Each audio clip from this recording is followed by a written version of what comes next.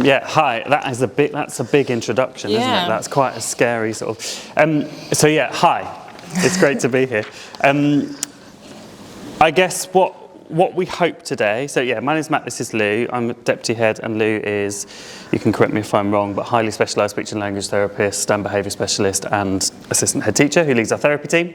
And I think what we hope from today's session is not that we as experts stand up the front and deliver, this is what we've done and this is what aren't we great, but actually more of a conversation around this is what we found really hard. And this is how maybe what we've learned, and let's think about your context and what that might actually look like as we all say, oh, let's move towards this journey of teachers owning their CPD. But I mean, what on earth does that look like from a perspective of, that's great in theory, but actually from a strategic and leadership perspective, what does that look like?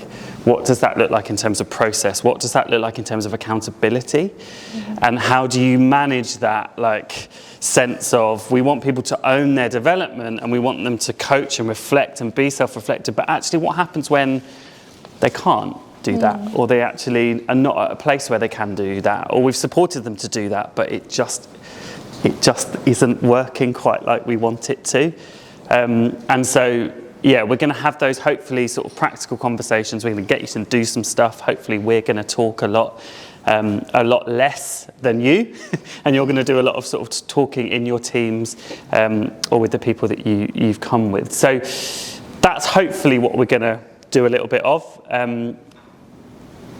But just wanted to give you a little bit of a sort of context, I guess, of or think about your own school right from the outset. So this isn't about us and what we do and all the great things that we've developed. Actually, this is about thinking about, what does that look like for us right now? So what we'd love you to do, we were going to be really fancy and use Mentimeter, but then we realised we're cheapskates and we can only actually have 12 people join in with the free account that we've got. So we're not going to do that. Because we haven't signed up to it properly.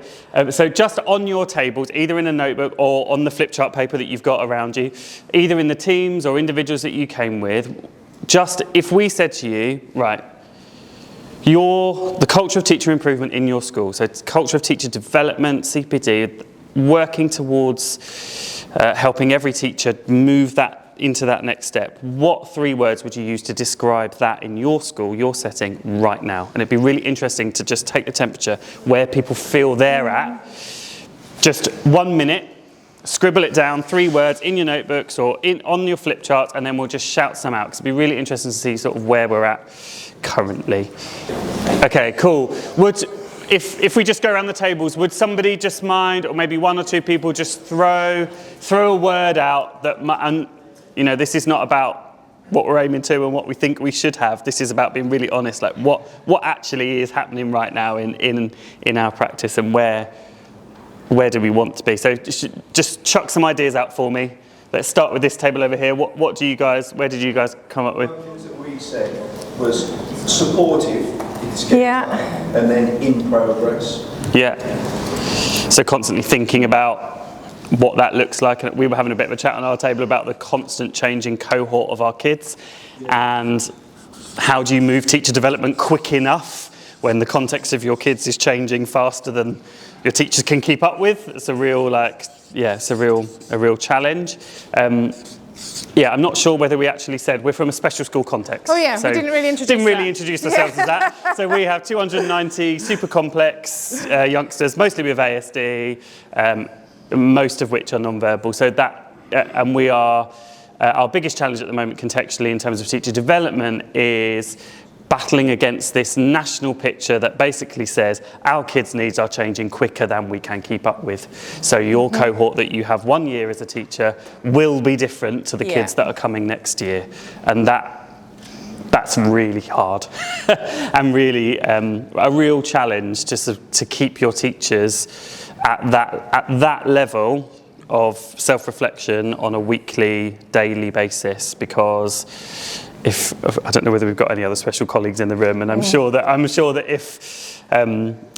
even if we're in a mainstream setting, we know that our youngsters with that level of complexity, you think you've nailed it one week, and then the next week and a completely different curveball changes, or the medication changes, or the whatever, and then we go back to square one. But also doing that within the context of the fact that the greater percentage of our teaching team now are either new to us from mainstream, are ECTs, are unqualified teachers, and are people that don't have significant memories and experiences of teaching these children, let alone these more complex children, and then having that dynamic change fortnightly, termly, in terms of having another child directed and added to your class.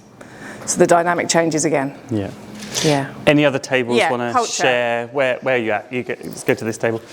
So I kind of had down adaptive, which made it bespoke, flexible, and for us it's a journey as well, and also a bit challenging because we've got 10 ECTs, 6 ITTs, and not to mention how many staff are quite experienced as well. So it's challenging because you're trying to get a buy-in as well, but also having that bespoke thing in terms of we need to be something completely different from my ECTs for those who's not doing that. Whilst holding this whole school strategic development of teaching and learning, and 90% of our teachers and blah, blah, blah. All that. Yeah. This table. We've got a work in progress, but also chaotic. Oh. Okay, interesting. School admin is very similar to what you described, but it's gone from a 31 place school to a 92 place school, literally since September. And we've been in post since January. And it's same challenges. One of my teachers with no resident experience.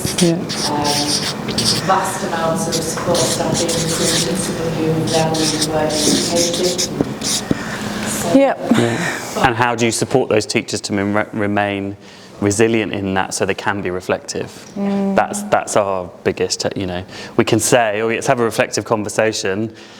If I'm really honest, sometimes some of those conversations where we go, right, let's reflect about your practice. The teacher's just like, I can't.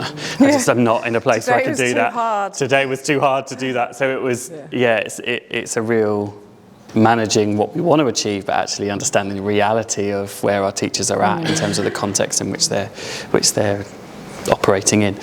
Anybody else? Go on. Ours is really reactive, so also right, okay. What CPD is going to look like, and like you were then describing, something happens and that goes out the window, so then our improvement priorities end up sort of further down the line because we have to address this right now. Yeah. And that is really difficult for us to work. Yeah, it's hard to stay true to any kind of strategic plan for the year. Anybody else before we move on want to chuck out some ideas? Yeah. I thought about the word inconsistent. Yeah. Trying to school I'm at get good academic results, but trying to make them aware of staff that do well every year that they can improve. It's about marginal gains, isn't it? We've got some staff in our school that are very experienced doing good jobs. Yeah. Trying to get them to understand that even they can improve and something that they could work on and work towards. And even understanding and helping those more experienced teachers when they are doing good jobs, I mean, that is such a... When they're, getting good results or whatever, but actually understanding why that happens. So, I've been doing this for ages and this seems to work, but actually the understanding of the why this works can either help them or actually help. What we found is that's the most powerful tool is unlocking that sideways. Actually, I'm just a bit further down the track from you, but I'm really clear about what I do and why that works and why I make those decisions. So you can come and see that in action and make those decisions for you, but actually I'm able to articulate why that works, but I'm in a similar context to you. I'm just 4 years further down. Okay, so these are some, I'm going to hand over to Lou, but these are some just considerations that as part of, and we'll go through what our journey has been in a minute and where we've got to, but these are the sort of 4 key things really that when we have as an SLT and when as a team of people responsible for helping teachers take that next step, really wrestled with and really sort of grappled with what what then does that look like as a whole school offer? So yeah, thank you. Yeah, so these were the 4 things that we would suggest to you guys that you might want to debate before you go down any new line of CPD pathways and using IRIS and stuff like that. So for us, we came from a place where we were in appraisals and performance reviews and all that kind of stuff, and lesson observation things.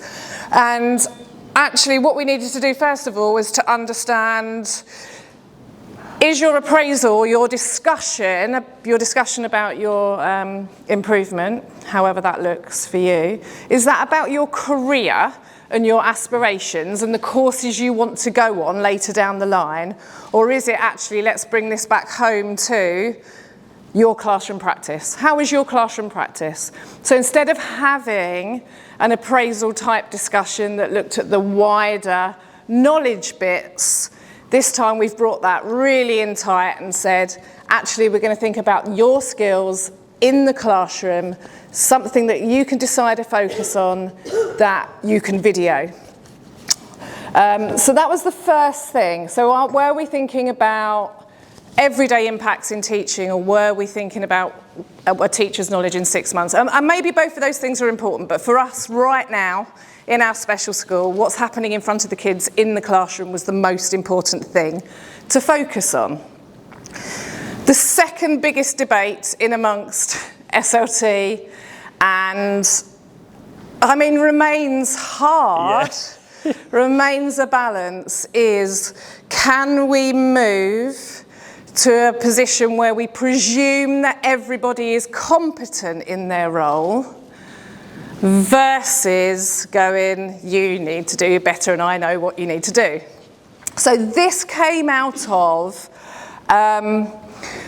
some real COVID deep thinking around the fact that I'm an allied healthcare professional, I'm a speech and language therapist, I'm a behaviour specialist. I've never had a formal observation or a learning walk in my life. That just doesn't happen. For healthcare professionals, we have something called supervision.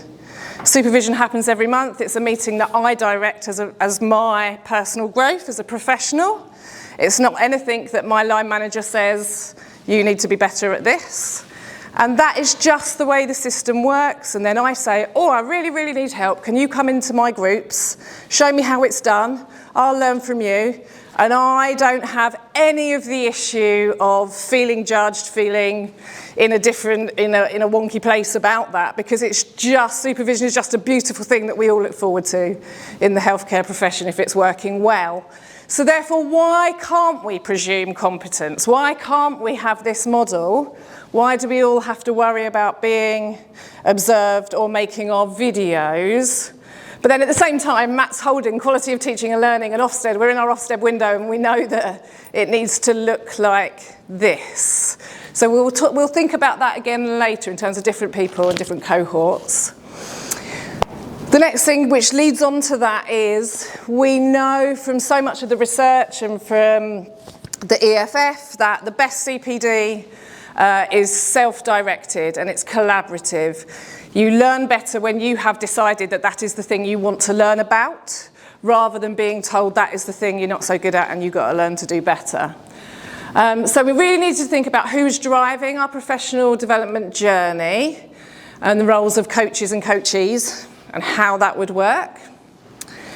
And then again, thinking about how we choose those areas of improvement, and therefore then, is that something that's coming and being driven strategically because SLT say this is the thing that needs to get better, or is it between yourself and your line manager to say, I'd like to do this, and the line manager says, so is it quite personal or is it quite whole school? Where do we sit within all of those different debates? And I guess ultimately that comes to, is it done with a person, your CPD, or is it done to that person? And so I guess finally, in thinking about the knowing-doing gap, what we decided is the risk for teacher CPD, if you go down that traditional appraisal model, is that you are just adding bits of knowledge all of the time. You're just adding a new PowerPoint to your brain with different ways, different interventions, different elements and content that you can teach. But are we actually standing alongside a person and saying, we can change your skills. We need to change the way in which you actually practically do things in the classroom. We're going to, almost in that team teach way, do that alongside you, but use VSR, IRIS to be able to do that. And I think one of the most important things, which we will touch on in a minute, is that in terms of a model of learning walks and feedbacks, how many times do you have a go at changing something before the change is embedded? And if you want to bridge the knowing-doing gap, you've got to have more than one lot of feedback and more than one lot of try at learning a new skill in order for that to become embedded in the classroom. So what we found really interesting around the IRIS pathways and where we got hooked into the reflective pathway was around the part that says action steps and deliberate practice. So you choose your step, you make a new video, there's a deliberate practice step, you upload your new video, and you can go around that loop as many times as you want and keep changing one thing. That's time intensive, and it doesn't happen for all of our teachers, but that's where we're at. We realise the value in going again with this, working on the same topic, rather than that idea of learning what done. Tick. Right, so next activity, and I'll stop talking. What I'd like us to think about is creating our own roadmap right now. And you can bear with my drawing. You might want to take up this little diagram sort of drawing yourself, but you are welcome to draw a road in whichever way you feel is good for you. So on your flip chart, from here to here is one big term. Term 1, 6 weeks. Term 2. And what I'm going to invite you to do now is think about all the activities that happen for teachers, from them, with them, that you design strategically to change their practice across 2 big terms. How does that work for you? How many opportunities do they get? How many team meetings do they get? Do they get one-to-ones? Do they get an appraisal each term? For us, there was a peer review and a coaching session in a little protected group, term 1 and term 2. That's where we started from.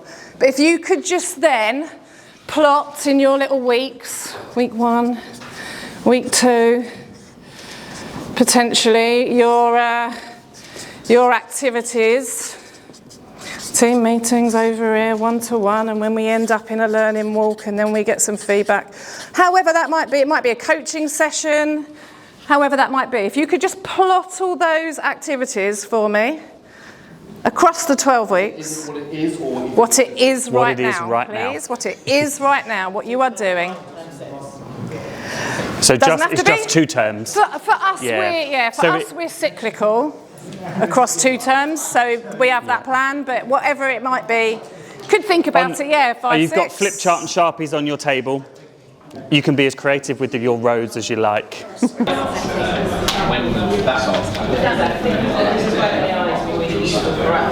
that all make sense? Yeah. You guys are all from different schools.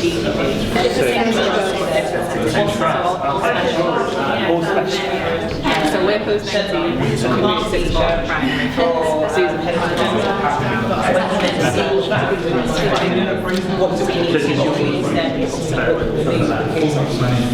SLT, not teaching as much, doesn't have the same where I have quite a few classes I teach. So if I have to mark assessments, that's completely different to someone, especially from stage 3, who has 4 as opposed to 1 who doesn't pass as well.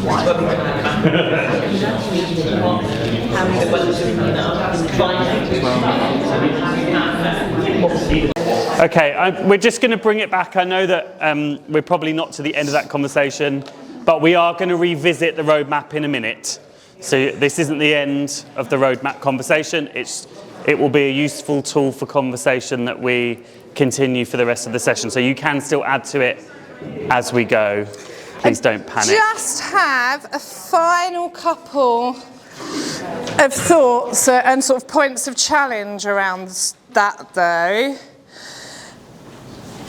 If you had to circle the ones that were done to, that were part of your strategic plan and school sort of line manager generated, and if you were to circle the ones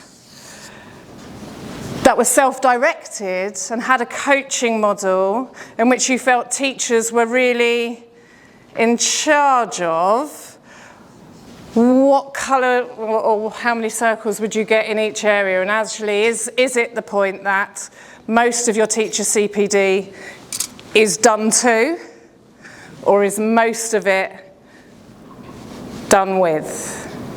I'll leave that there. We'll come back to that later. You might just want to think about that as we go through the rest of the session. So, but we are going to come back to it. So please don't panic if you haven't got anything on your roadmap at all. It doesn't matter. So I'm just going to give you 5 sort of minutes, I guess, of our journey, because I think that will then help us or help you understand, I guess, how we've then tried to navigate all of those challenges with the use of Iris Connect, but also I guess the important thing for us is that we didn't want Iris Connect to be this thing that we say to teachers, we're going to do Iris Connect, and then we carry on doing everything else in the same way, and actually no culture then changes. We're just adding something else for teachers to do, and actually that adding thing is pretty darn scary when no teachers have ever recorded themselves before, which is where we were sort of post-lockdown when we all of a sudden thought, oh my goodness, how are we going to quality assure anything when we're not allowed to go into a room without a full hazmat suit and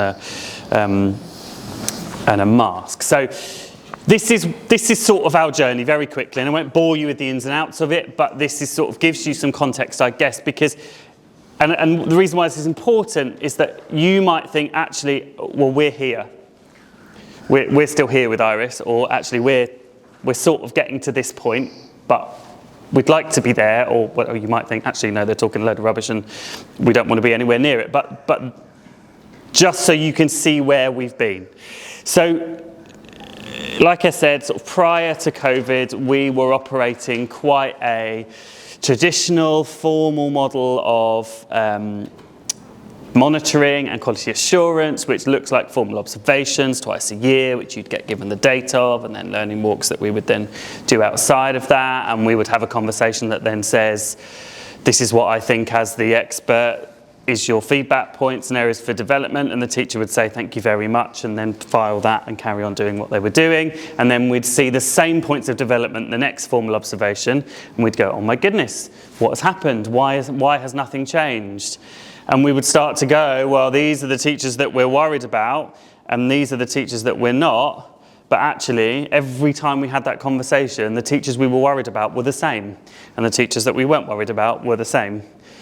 And we weren't seeing any shift in that, no matter what we tried, in terms of that more formal done-to stuff. And so where we brought Iris in originally was really to help with pupil observation, and pupil observation of behaviour or learning or engagement that we could then support teachers with in a remote way, I guess, because they were bringing that, this is what's happened in my lesson, and quite of organically, sort of not in a formal coaching way, but just this is what's happening, please help, because I can't ring you and you can't come and help me, or we can't have that sort of catch up in the corridor that we're used to when it's been a tough day.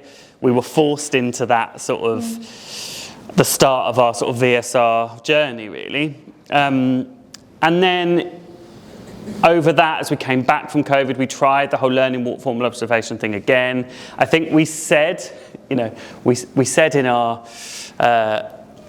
what we want is a coaching culture, and we want to be led by teachers, and we wanted but we were still doing learning walks and telling teachers what their areas for development were, and then coming back and realising that unless we tell them how to do that, or give them support to do that, or they come and say we want to do that, nothing will change, because actually if I tell you to go and, I don't know, learn to horse ride, if I don't provide you the opportunity to learn how to do that, well, 6 weeks later you're still not going to know how to ride a horse.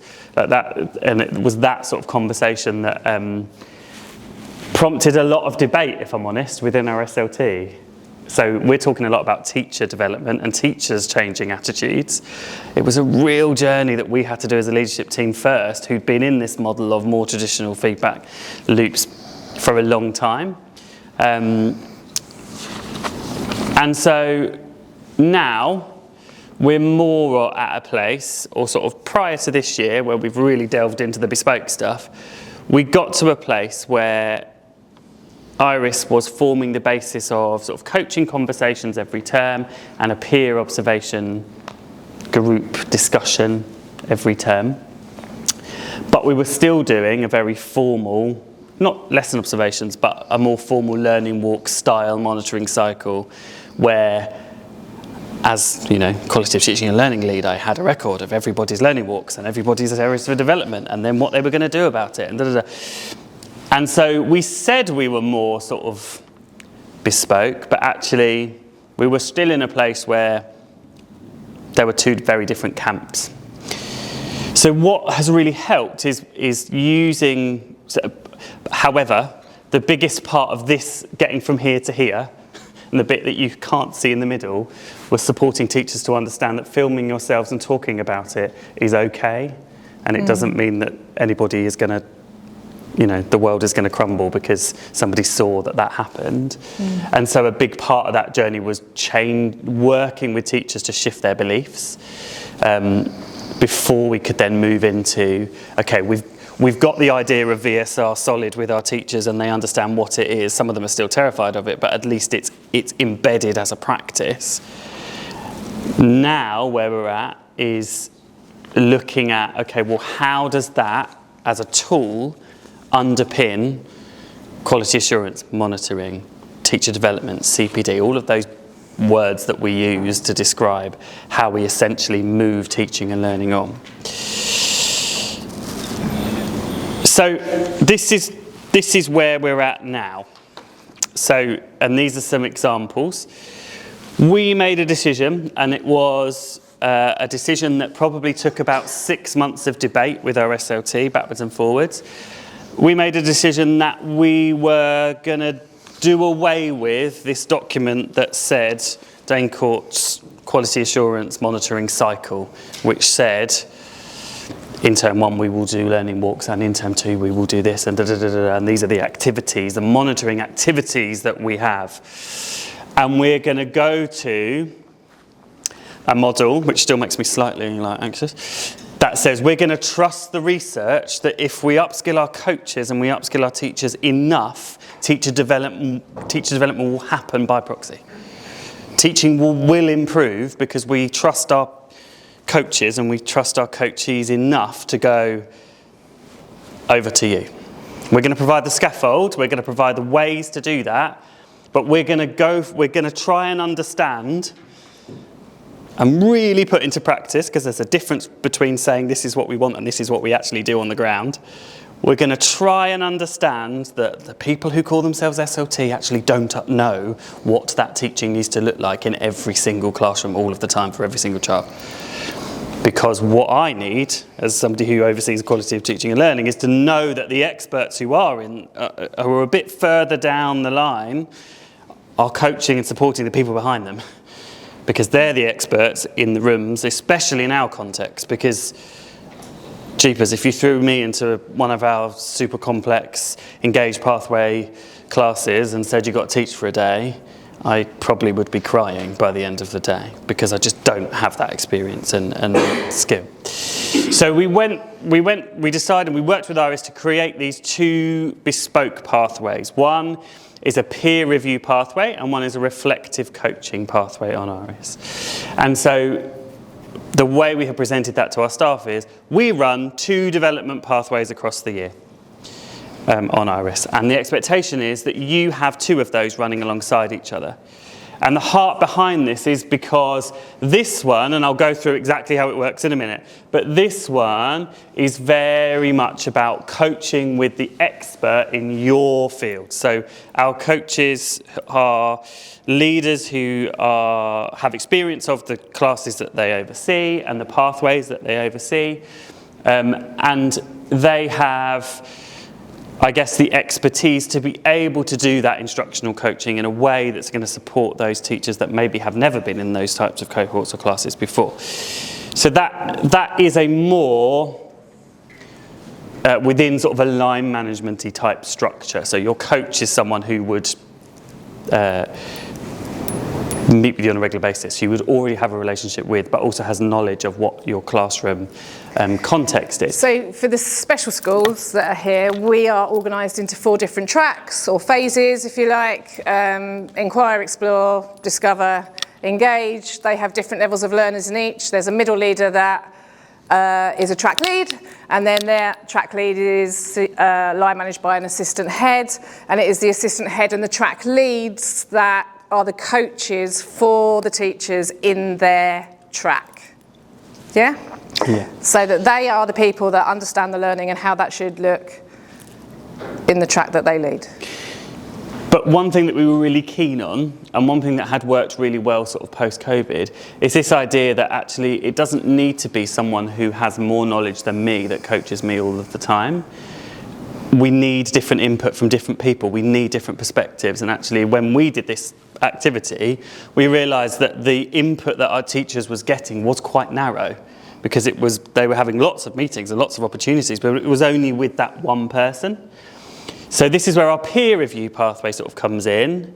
So every term, and I'll show you what that looks like in a minute, every term, every teacher has an opportunity to have a coaching, reflective conversation with their sort of designated coach on a one-to-one basis, but there is this group coaching peer review going on as well, which, and we will explain how that works and how they link, but essentially the video that you do in this pathway, the stuff that you say, I'm working on this in my teacher practice, you take to this group of people as well.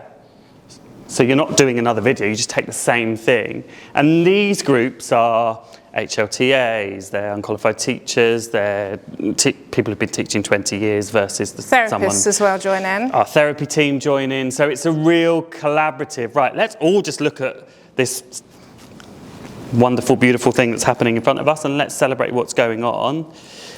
Go on. Are they working in the sort of the same areas with the peer? No, that's cross-school, totally completely mixed up, across thrown the up school. in the air and lands. But that what we try to do, which is hard, but that is supposed to be a closed group that is set in September that meets twice each term. So by the time that it's quite a psychologically safe group, like a couple of times in, acknowledging that there are those people that are either new to Iris or more experienced teachers that find sharing their videos quite uncomfortable. What you want to do then is create a peer group that is really tight with each other and really happy to share. Because actually, if this conversation here, if we're really honest, for some of our teachers and for some of these conversations are quite robust. They aren't nice, lovely. We've built them, designed them so that they can be challenging. They can be, okay, you want to develop this. What did you see then? What choice did you make? Da, da, da. But also they might not come up with the answers in this conversation.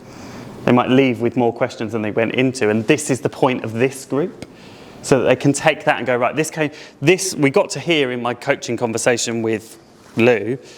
I don't know where to go next. Has anybody else across any other sphere of the school come across this before or seen this, or when this child has done this, what have you done? So this... So go on. Because you're going to now go to the other slide, I realise. So the point that we are talking about is here and here. So between having your coaching meeting, so you've already done at the top of ours, you've done your PDC, that will come up in a minute, but we're talking about this point here. So you might have shown your video to your coach and been coached through that for an action point, but then you've swapped pathways to this one and shown it to your peers and had another think about another way in which you could do it.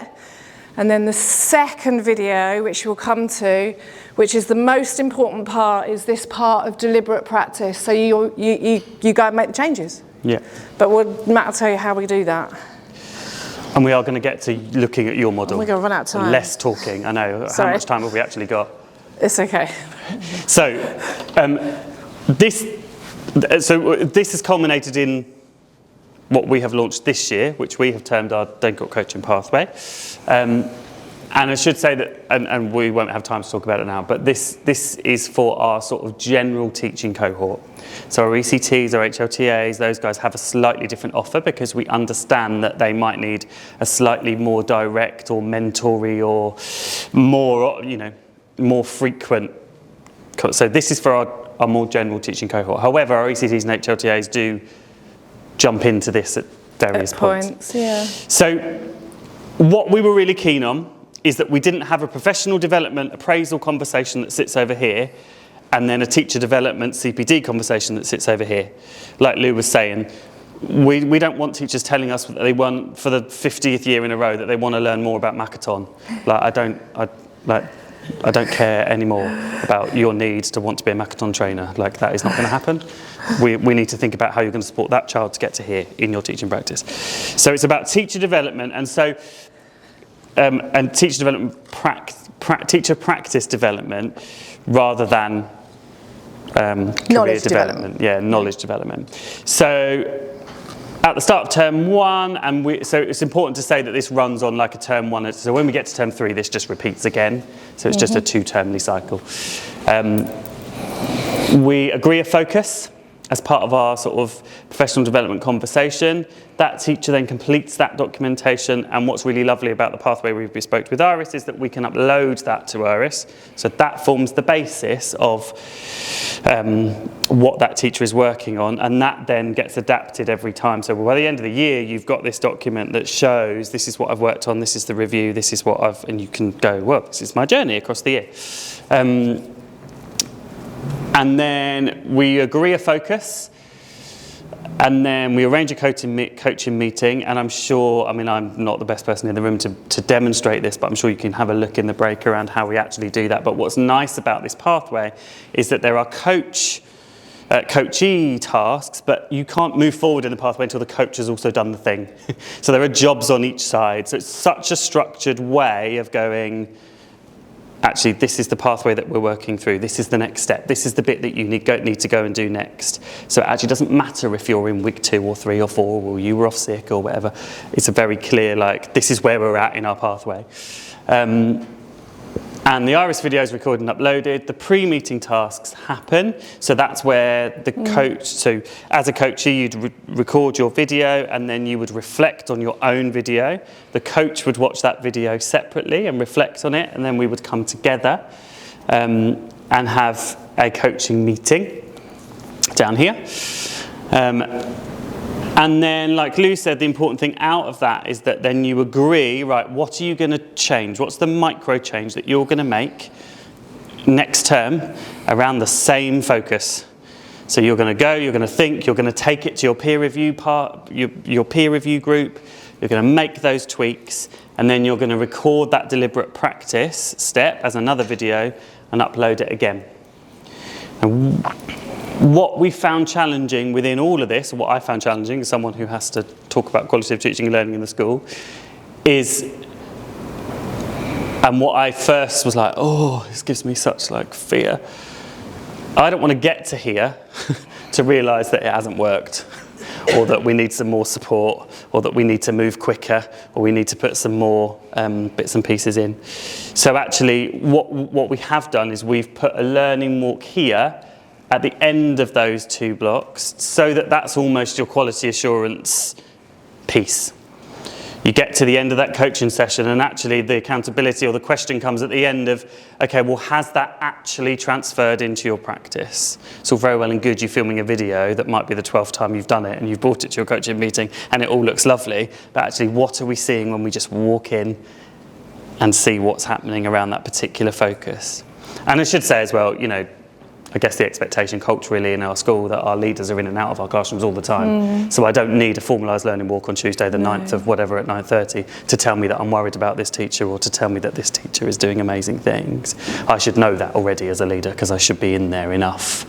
And that's also a conversation we've had with SLT and worked that through with them and what that looks like. So, and also for some of the really engaged teachers and ECTs who have jumped on this, actually, because I'm not their coach, they have still shared their pathway with me, and so then I can see there's like 3 videos that show and demonstrate change over time, and then that can go to their ECT mentor, and then that can, you know, I can talk to their line manager about that, I can talk to the therapy team and then go, oh, did you see?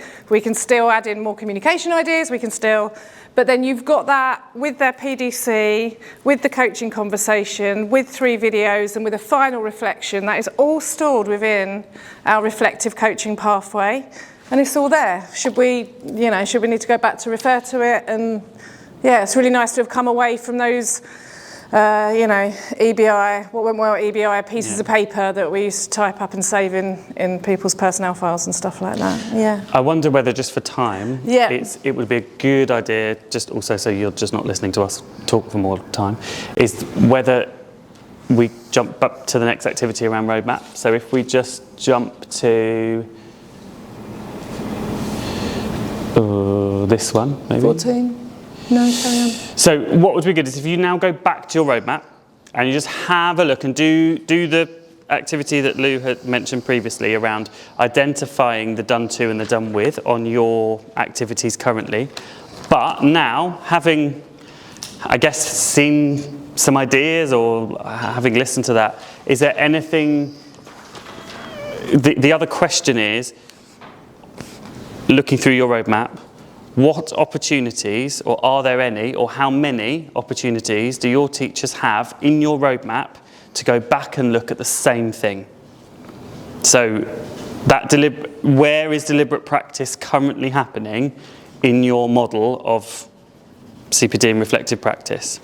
And then the third question is, out of those 2 things, so done to or done with and deliberate practice, does anything need to move? Does anything need to be added? Do we need to think differently? Could we provide more opportunities to work on the same or different things? So just have a little think about that. We've got some research and really fun stuff that we've been doing with the University of Greenwich to share with you as well, but I have no idea of track of time. So 5 minutes. So if you do that activity then, now, and then we'll maybe just show you the research. Okay, we'll just tie this all together. We've shared with you the culture we've developed at Danecourt School, the pathways we have developed and how we've taken account of a coaching pathway, a reflective coaching pathway and a peer review pathway. But I could talk about this all day, but there's lots and lots of research to draw upon. We didn't just make this up from anywhere. The recent TDT report talks about different cohorts of teachers and their acceptance of CPD and how we can work in different ways, and actually how that moves into different research about how we can coach different cohorts of teachers in different ways with different leanings that can also assist with making our pathways, our video reflection more effective.